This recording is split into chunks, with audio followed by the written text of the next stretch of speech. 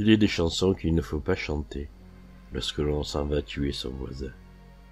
Des fois que les mots libérés de leurs écrins prennent leur liberté et vous poussent par les chemins loin des chants d'horreur, dans de vrais chants de bonheur, sans croix pour les figer, avec de vraies fleurs, de vraies marguerites, et non pas ces coquelicots de sang à la boutonnière ou au front du copain. Faut-il aimer la vie, toutes les vies, fût-elle celle de son ennemi?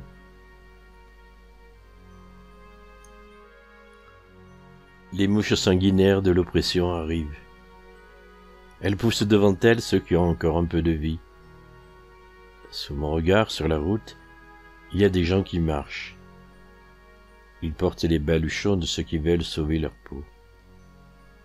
Sur le bas-côté, par endroits, se trouvent des familles ou des machines, trop fatiguées ou trop usées pour supporter le voyage. Le ciel est gris. Le ciel est toujours gris quand les hommes s'enfoncent dans la nuit. Quel que soit le continent, il y a toujours quelque part des individus qui fuient. Des images qui font très mal ont pris possession de mon téléviseur. Dans ma tête, la révolte et l'impuissante culpabilité grondent.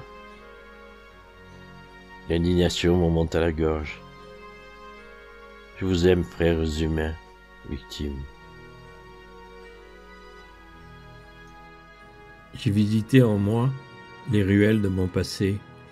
Entre les pierres, les murs pleuraient de tristesse, tant les images du siècle les avaient salis. Ma langue était sèche, d'avoir trop crié des mises en garde. Je savais que le combat ne serait jamais fini. La bête était prête à renaître de ses cendres. Je l'avais lu dans le regard des êtres soumis. Le passé ne m'apporte aucun réconfort. Des visages ont disparu, mais d'autres ont pris la place. Les monstres vocifèrent encore, et les loups hurlent. Et il se trouve toujours des hommes pour hurler avec les loups. La rue est devenue amnésique.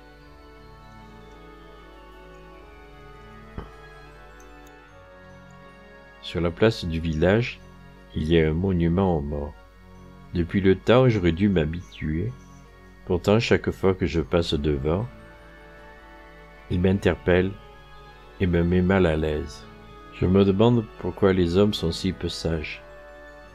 Tous ces jeunes qui montaient au front pour tuer leurs ennemis, sont faits à leur propre mort qu'ils offraient leur corps. Tapis entre les barbelés, la faucheuse les attendait les bras ouverts pour entraîner leur âme dans l'oubli.